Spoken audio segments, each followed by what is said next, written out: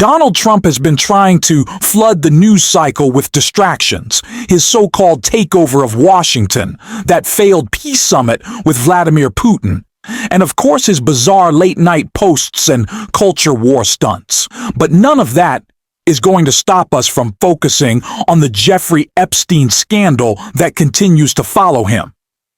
The attempted cover-up from inside his own circle has been sloppy, public, and increasingly damaging. And the latest chapter may be the worst one yet, because it doesn't just involve Trump, it also pulls in Pam Bondi, Kash Patel, and Sean Hannity. We'll break it all down and show how Trump is unraveling over it. But first, if you're new here, don't forget to like this video and subscribe to the channel. It really helps support our work. Now, before diving into Trump's meltdown and the way his own allies are backfiring on him, let's start with Senator Chris Murphy, who exposed the truth behind Trump's so-called takeover of D.C. and its real purpose. Let me ask you about what is unfolding here in the nation's capital. Federal troops patrolling the Capitol under what President Trump has called a crime crackdown. Republicans, as you know, have long tried to brand Democrats as being soft on crime. If you look at the polls, actually, Republicans get higher numbers when it comes to the public trusting them to be tough on crime. Do you think, and what is your message to people in the Capitol and elsewhere who buy into this argument that President Trump is making, that these cities are unsafe in part because of Democratic policies? Well, first, let's just look at the actual numbers. In Washington, D.C. and all across the country, crime was going up during Donald Trump's first term. And when Joe Biden became president, crime started to come down. In fact, it's been coming down precipitously in Washington and in cities all across the country. So it's just not true, the allegation that they are making. What's happening here in Washington, D.C. is just a stunt. Donald Trump didn't like the fact that the walls were closing in on him, that his own base was questioning why he wouldn't release the Epstein files, why he was protecting very powerful people. He didn't want to talk anymore about the fact that our healthcare system is about to collapse because of the cuts that they have made, that premiums are going to go up by 75% on Americans. And so, true to form, he just decided to create a new news cycle. Nothing different is really happening in the United States Capitol today. Crime will continue to go down whether or not there are U.S. troops here, National Guard troops here. He's just trying to distract from the stories he doesn't want Americans to be talking about. I hear you. No one is being kept safe by what is happening in D.C. And it's very difficult to even say at this point what is happening in D.C.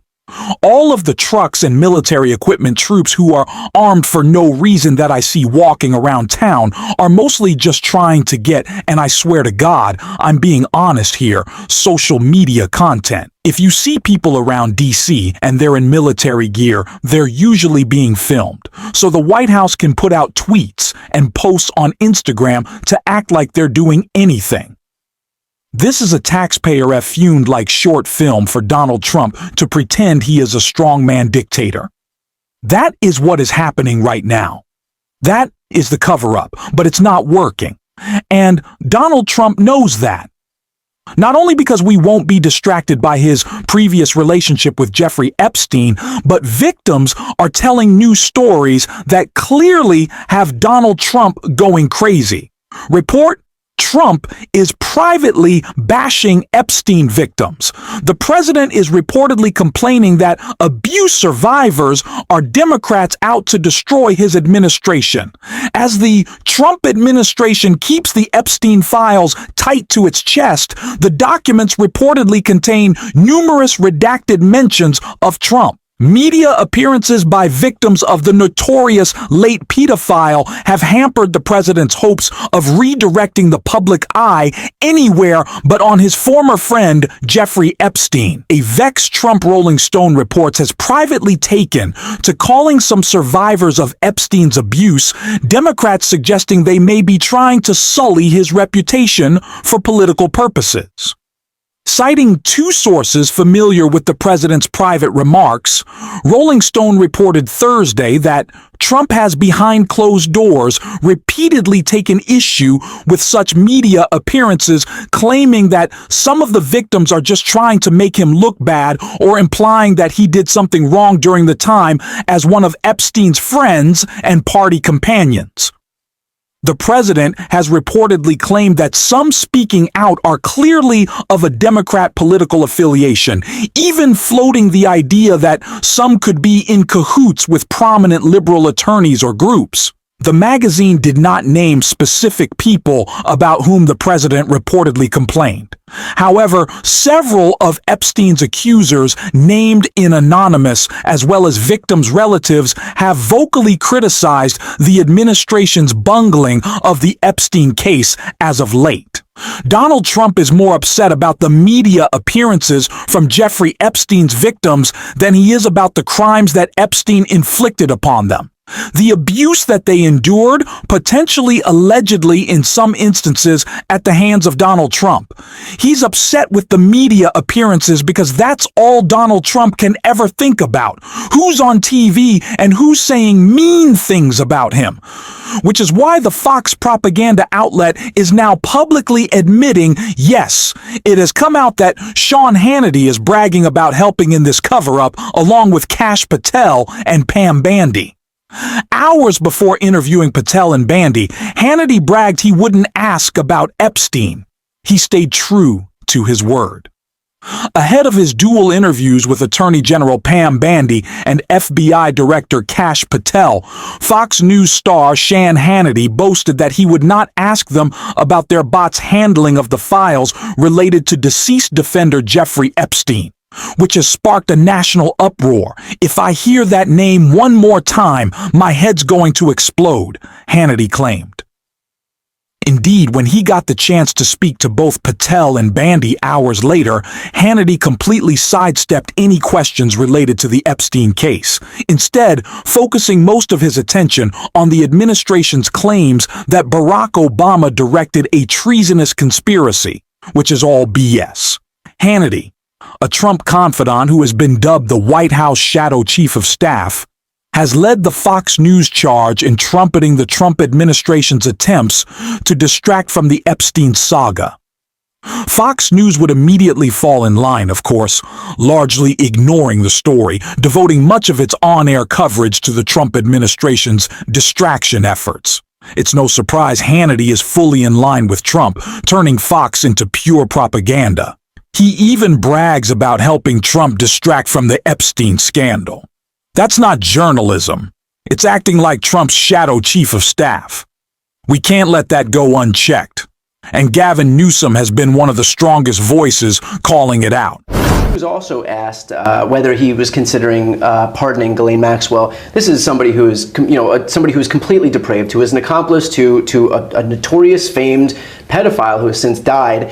And instead of giving the correct answer, which is, no, I would not consider offering a pardon to somebody like this, he said, I have the right. He reasserted his right to be able to do that, sending a pretty clear signal. We also found out from Ghislaine Maxwell's attorney that she is seeking a pardon. So we have Trump who's not ruling it out. We have her attorney who is overtly saying that's what she wants. Her attorney, Trump's a great deal maker. We've had so many candid conversations. Doing what he knows is required, This is sick stuff. And so this is sick. I mean, if you're a conspiracy theorist, I mean, they're going to turn me into one. Why the hell are we even talking to her? Yeah. What a pardon for what? No, seriously, for what? Why is your personal attorney now at the DOJ meeting with her personal attorney? For what purpose? What is this about? You said, forget this, move on. I don't even understand what this is about. To pardon her for what? To have your back? To life? I mean, now we're going deeper, and now I'm starting to think, well, that maybe it's not just on these files. I mean, maybe this is even deeper. I mean, I'm not kidding. This is starting, like, even things where I'm like, okay, this guy just didn't want the association, wanted to make this about Democrats or some fancy mutual friends he may have had, didn't want to embarrass them, and there's been pressure there. People have written big checks to him. Maybe they're part of his crypto scams. But when you're meeting with her, with your former personal attorney, and you're literally socializing, which he does. This is what he does. He tests the theory, throws something out. Yep. Starts to lay the groundwork. Lays the groundwork. He's serious about it. For what? Why? I mean, so this, where he's on the other side, this guy's, I said this to you a few months ago, and more evidence every single day. He's lost a step. This is not the same Trump 1.0. This is, something's off, increasingly off. And he's unmoored in ways, even like Trump standards, I haven't seen. I don't want to overstate this moment, but you can't understate this. Something ain't right, as they say. Trump, Pam Bandy, and Kash Patel shutting down the Epstein investigation isn't just about Trump. It's about protecting a network of wealthy elites. This is a class issue. The rich shielding the rich. With corporate media staying silent out of fear, Republicans claim to fight elites, but their leaders keep handing them tax cuts and protection. If voters want accountability, they need to stop empowering this billionaire cabal. We have to call it out, and Gavin Newsom has been one of the loudest voices doing exactly that. They want to rig these elections, and they want the power that gerrymandering provides, because they know what Donald Trump knows. He's going to lose the midterms. He knows de facto his presidency ends in 17 months when Speaker Jeffries is back in office. He knows it. Why else would you try to rig the system? Why else would you make the phone call? He's a failed president. Who else sends ICE same time having a conversation like this? Someone who's weak. Someone who's broken.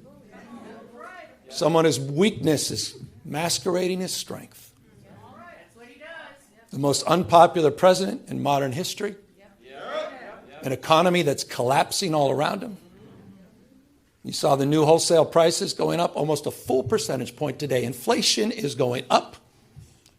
Job creation is going down.